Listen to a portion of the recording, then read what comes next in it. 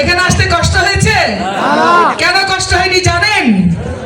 কারণ আজকের অনুষ্ঠানে আমাদের মধ্যমণি, আমাদের পলাশের কারিগর এবং ধানের শীষের কান্ডারি ডক্টর আব্দুল মঈন খান স্যার 91 সালের পর থেকে আপনাদের জন্য চলতে ফিরতে কষ্ট না হয় এর জন্য এই রাস্তাঘাট তৈরি করেছিলেন।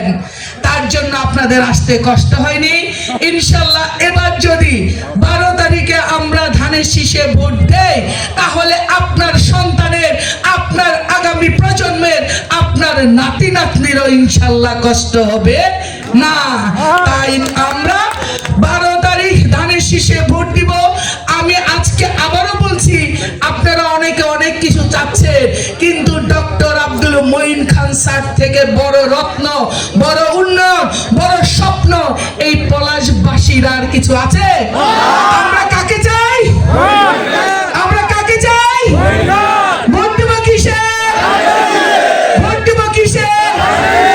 ডক্টর মঈন খান আমাদের পলাশের স্বপ্ন ভান্ডার।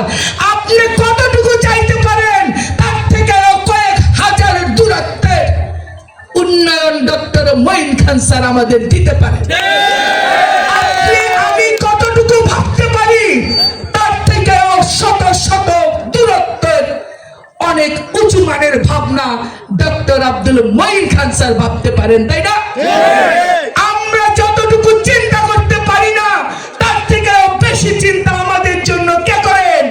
আমাদের গার্ডিয়ান ডক্টর আব্দুল মঈন খান স্যার।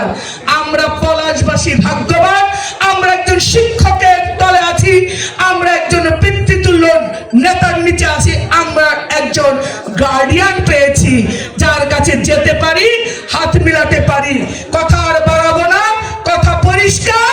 12 তারিখ ধানের শীষে ভোট দিয়ে অন্যদের জামানত বাজেয়াপ্ত না, ওদের ব্যালট বক্সে ভোট শূন্য করে দিব আমরা ইনশাআল্লাহ।